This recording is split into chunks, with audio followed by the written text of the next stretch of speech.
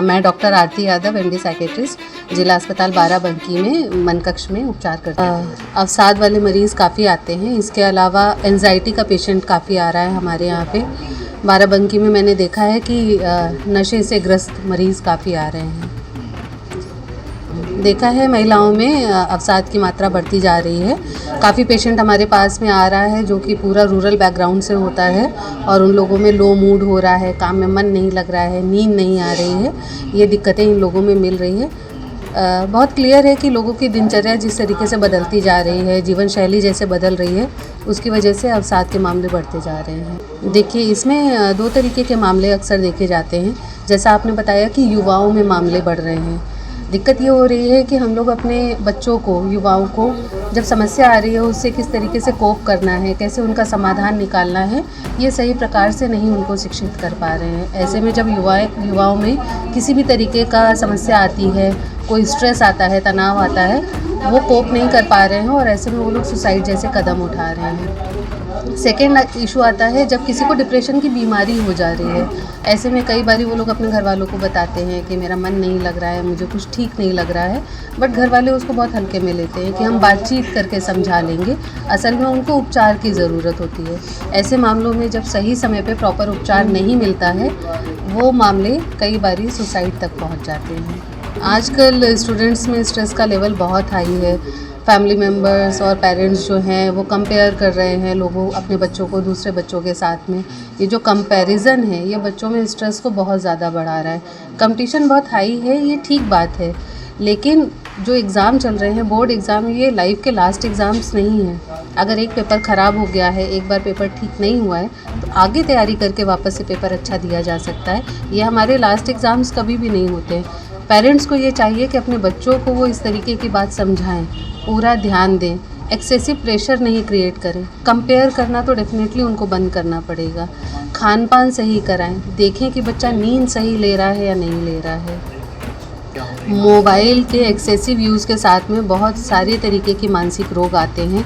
अक्सर देखा जा रहा है कि वो बच्चे, बहुत छोटी उम्र के जो बच्चे, 1 साल 2 साल के बच्चे जो मोबाइल स्क्रीन में बहुत ज़्यादा टाइम डाल रहे हैं, उनमें ऑटिज़म की बीमारी के ज़्यादा होने के चांसेस देखे गए हैं।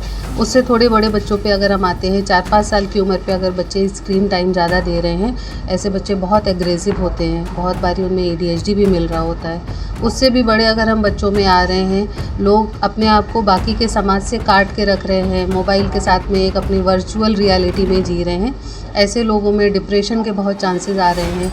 ये बच्चे नशा की तरफ ज़्यादा जा रहे हैं। भांति भांति के मानसिक रोग हैं जो स्क्रीन अगर ज़्यादा टाइम दिया जा रहा है उसके साथ आते हैं। कैसे बचा जा सकता है? बच्चों को ये समझाने की ज़रूरत है कि स्क्रीन टाइम अगर एक्सेसिव है तो वो बिल्कुल आपके लिए हानिकारक है।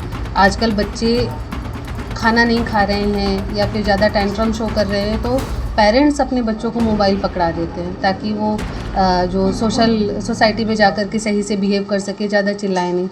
ऐसे में पेरेंट्स को बचने की ज़रूरत है कि वो स्क्रीन टाइम नहीं बढ़ाना है बच्चे के लिए। आपका बच्चा 2 साल से कम उम्र का है, उसके लिए तो 0 मिनट है, उसको स्क्रीन दिखानी ही नहीं है। 5 साल का बच्चा हो जा रहा है, उसके ऊपर 1 घंटे तक का पूरे 24 घंटे में अलाउड होता है। तो ये पेरेंट्स को समझने की ज़रूरत है कि अपनी सहूलियत के लिए बच्चे को अगर स्क्रीन टाइम इंट्रोड्यूस कर रहे हैं, मोबाइल से इंट्रोड्यूस कर रहे हैं, तो वो अपने बच्चे के भविष्य के साथ खिलवाड़ कर रहे हैं।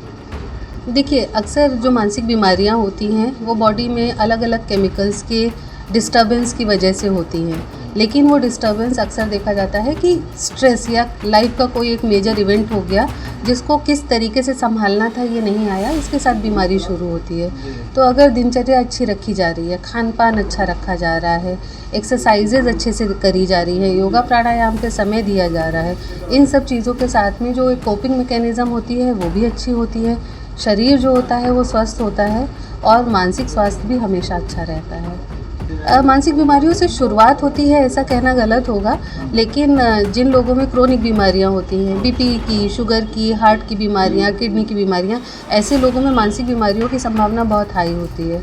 ऐसे मरीजों में देखा जाता है कि डिप्रेशन और एंजाइटी बहुत कॉमनली मिल रहा होता है। ये बीमारियां अक्सर ही साथ साथ चल रही होती हैं, कोमॉर्बिड कंडीशन से मिल रही होती हैं। अगर हम एक बीमारी को कंट्रोल रखेंगे तो दूसरी भी कंट्रोल आ रही होती है। अगर हम मानसिक स्वास्थ्य ठीक रख रहे होते हैं तो हार्ट की बीमारियां भी अक्सर ही सही रह रही होती हैं।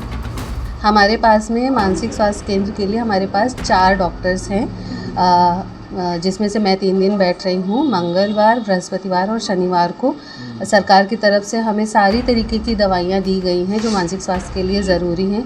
इसके अलावा हमारे पास में क्लिनिकल साइकोलॉजिस्ट हैं जो काउंसलिंग कर रहे होते हैं।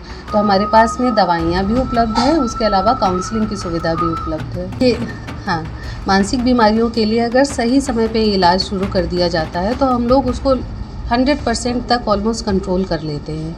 बहुत बारी मरीज़ हमारे पास में बहुत लेट आता है, जादू टोना झाड़ फूँक के चक्कर में पड़ा होता है, और वो जो बहुत ही क्रूशियल टाइम जिसमें हम उसको 100% कंट्रोल कर सकते थे, वो टाइम जो होता है वो उसका उसमें ख़राब हो जाता है।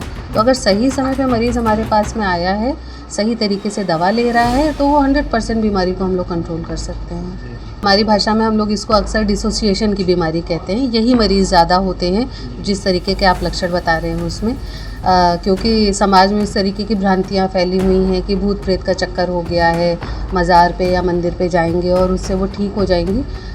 वो बीमारी है और वो दवा से ठीक होनी है, दवा और काउंसलिंग के साथ ही ठीक होनी है। तो किसी की आस्था पे हम लोग सवाल नहीं उठा रहे हैं, आस्था रखना अच्छी बात होती है, लेकिन दवाई सही समय पे चालू होनी चाहिए। वो टाइम जो बहुत क्रूशियल है, जहाँ पे हम मरीज़ पूरा ठीक कर सकते थे, वो टाइम जादू टोने और झाड़ फूँक के चक्कर में आप लोग बर्बाद मत कीजिए। मोटिवेट करने उनके लिए मैं एक बात कहूँगी कि देखिए, सब कुछ साइकोलॉजिकल होता है। हमारी मानसिक बीमारियाँ जो हैं वो साइकोलॉजिकल बेस्ड होती हैं। जब किसी की आस्था किसी भी धर्म या किसी भी एक्ट के प्रति जुड़ी होती है तो अक्सर उसका माइंड उसको मोटिवेट करता है कि अब आप ठीक हो जाओगे। सर्टेन लेवल तक उस बीमारी को कंट्रोल हो जाता है उसके साथ में, लेकिन वो बीमारी पूरी तरीके से सिर्फ झाड़ फूँक के साथ में ठीक नहीं हो सकती है। Maybe for some time वो बीमारी अंडर कंट्रोल आ जाती है, बट वो बीमारी वापस से आनी ही आनी है जब तक कि आप उसका सही इलाज नहीं कराएंगे। तो आपको मंदिर जाना है, मज़ार जाना है, डेफिनेटली आप जा सकते हैं, हम लोग कभी भी मना नहीं करते, लेकिन साथ के साथ डॉक्टर के पास ज़रूर आइए। स्पिरिचुअलिटी का रोल हमेशा देखा गया है मानसिक रोगों के साथ में। उसके साथ में क्योंकि बिलीव सिस्टम काम करता है तो पेशेंट कुछ हद तक ठीक होना शुरू होता है, लेकिन पूरी तरीके से ठीक नहीं होगा। अल्टीमेटली आपको डॉक्टर के पास आकर के ही अपना इलाज कराना है।